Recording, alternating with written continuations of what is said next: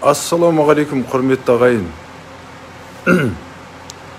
Иә, мынау газдың бағасы, бензиннің бағасы өскен сайын елімізді жұртымызға қымбатшылық жайлап келе жатыр.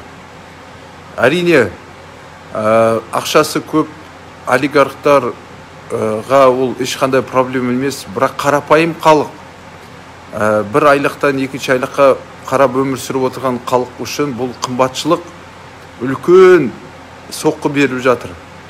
Олар өздерінің азғантай қаражатын балаларын оқытама, азғантай тамақ алып жейма, пәтеріне төлейма, бұл түсініксіз жағдай. Міне маған жекеге көп деген хабар, ақпарат келіп жатыр, жаңағы жан-жақтан қарапайым халықтың мысалы күнделікті келіп отырады. Мысалы көбісі жаңа пәтерінен айырылған, мысалға несие алып, жаңағы айлықтары өте төмен, жұмысы жүрген адамдар хабарласады. Ал қазір мына қымбатшылық бәрін қинап жатыр. Сонда бұның қай жерден шығып отыр бұл мәселе? Бұл сол баяғы газ бен мұнайдың қожайыны болып алған олигархтар өздері ешқандай қаражат инвестиция жасамай жер астынан мұнай мен газды алады, шетелге сатады үлкен бағаға, а Қазақстан халқына мұнайды бермейді. Міне, бұл нағыз опасыздық, бұл сұмдық нәрсе. Сол себептен мемлекеттің ішінде тапшы болғаннан кейін, сұраныс көп болғаннан кейін, мұнайдың да, газдың да бағасы өсіп кетіп жатыр. А ол барып ары қарай жаңағы құрылыс материалдарына, транспорттық алымға бәріне қымбатшылыға келеді, содан бәрі автомат түрде қымбаттап кетіп жатыр ағайын. Сонда жасап отырған сон бір азғантай адам, олар соншалықты, сол олигархтар соншалықты сараң, ақша санағанды жақсы біледі, а халықтан қаражатын аяйды. Мысалға мына жақында ғана Грузияның миллиардері халықтың $1,5 миллиард несиесін жауып берді, мысалға, қалтасынан шығарып. Енді Грузия мен Қазақстанды салыстыруға болмайды ғой. Қазақстан әлемдегі ең бай мемлекет, жер асты байлығына бай мемлекет. Жүздеген миллиардер бар Қазақстанда. Соның арасынан біреусі халықтың қарызын жауып берді ма бізде? Ешқайсы жауап берген жоқ. Баюдың үстінен баюды ойлап отырғандар олар. Міне сол үшін, міне бүгін кеше Жаңаөзендіктер халқы далаға шығып, алаңға шығып, міне талап етіп жатыр. Газдың бағасы өсіп келе жатыр деп. Бұл сұмдық ағайын. Бұл мәселеге көңіл бөлу керек, бірақ бұған көңіл бөлетін бүгінгі мемлекетті басқарып отырған үкіметке ешқандай сенім жоқ. Бір жағын бір нәрсе жасап жатқансып көрсетеді, а негізінде бәрі қисық, бәрі артқа кетіп жатыр. Мысалға барлық саланы қараңдаршы, барлық саланы. Қай сала бізде жақсы? Еш сала жақсы емес бізде, бәрі артқа кетіп жатыр. Сол себептен әрине халық наразы оған. Сол себептен халық қазір бірігіп, халық қазір қарсы тұрып жатыр бұл мәселелерге.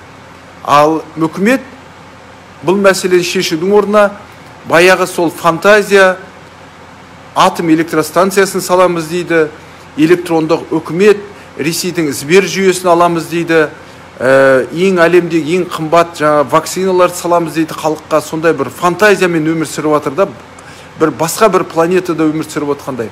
Халыққа оның еш нәрсе керек емес, халыққа қарапайым нәрсе. Мына мұнайдан, жер асты байлығынан түсіп жатқан ақшадан әрбір азаматтың жеке шотына түсіп отыратындай жағдай жасау керек. Сондай заңды қабылдауымыз керек. Жер астындағы байлық халыққа тиесілі деп заңды өзгертуіміз керек. Сол кезде ғана халықтың жағдайы түзеледі. Әрбір осы жер, осы ел, мемлекет, осы біздің бабаларымызды қорғап, осы мұра қылғанның арқасында біз бүгін осы жер мен осындай байлықтың қожайыны болып отырмыз, мемлекетіміз. Енді ол байлық бір азғантай жаңа олигархтардың қалтасына түспей, халыққа түсу керек. Халыққа түсу үшін әрбір түсіп атқан жаңағы мұнайдан, газдан, көмір, алтыннан түсіп атқан ақшаның бір бөлігін әрбір азаматтың шотына жіберіп отыру керек, әрбір туылған баланың шотына жіберіп отыру керек. Әрқайсысына таза кәсіби деңгейі жоғары медицина, білім, бәрін мықты сапалы білімді қамтамасыз ету келетіндей жағдайға жеткізу керек. Құрметті ағайын, міне осы біздің талабымыз. Сондықтан құрметті ағайын, жаңа өзендіктердің талабын біз қолдаймыз. Мына мемлекетті басқарып отырған адамдарға айтатымыз, сендер бұл жерде кемшілік жасамаңдар. Тез арада сол жаңа өзендіктердің талабын орындаңыздар. Мына үкімет басшысы, премьер-министр Маминді тез арада атсақпаға кетіру керек. Оның үкімет мүшелерін бәрін атсақпаға кетіріп, жаңа үкімет, халықтан шыққан үкіметті құру керек. Міне, Тоқаев осы мәселені қолға алып, осыны істей алса, әрине халықтың қолдауын алушы еді. Бірақ ол қаншалықты оның мінезі күші жетеді. Егер тек қана сол ұлттық қоғамдық кеңес деген өңкей блогерлер жинап алған кеңеске сенетін болса, халық тек қана ызаланады одан. Құрметті ағайын, сондықтан жаңа өзендіктердің талабын қолдайық. Бұл жерде міндетті түрде бәріміз бірігіп бүгінгі күні бір ауыздан айтуымыз керек. Болды, жетеді. Ұрлықты тоқтату керек. Олигархтар ұрлаудың үстінен ұрлап, әлемде ең бай адамдар болып отырған бәрі қайтадан ақшамызды халыққа қайтарсын. Машкевич, Ибрагимов, Кимдар барлық ақшаны әкелсін қайтан. Мынау Каспий банк, Каспий деп Ламадзе, Грузияның азаматы, миллиардер болды. Қайтарсын барлық ақшаны. Одан біздің өзіміздің ұлтымызда одан мықты адамдар бар. Ондай монополияны беріп, Каспий банкқа ондай байытқаның бізге дым қажеті жоқ, құрметті ағайын. Сол себептен, ағайын, халқымызды қолдайық, шын бар күшімізді салып, жаңа өзендіктерді қолдайық. Бұл жолы жаңа өзендіктерге біз тигізбейміз ешкімді. Жаңа өзендіктердің талабын орындатқызамыз, құрметті ағайын. Бәріміз бір болайық, қолдайық. Экологиялық партия, байтақ, біз барлық қолдаушыларымызбен бірге отырып, жаңа өзендіктердің талабын қолдаймыз, талабын орындауды талап етеміз биліктен.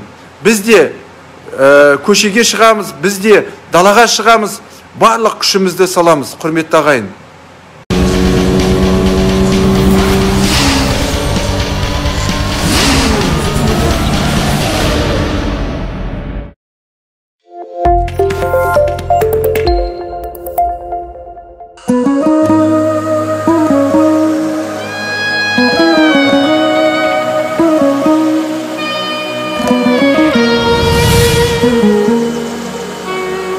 Thank you.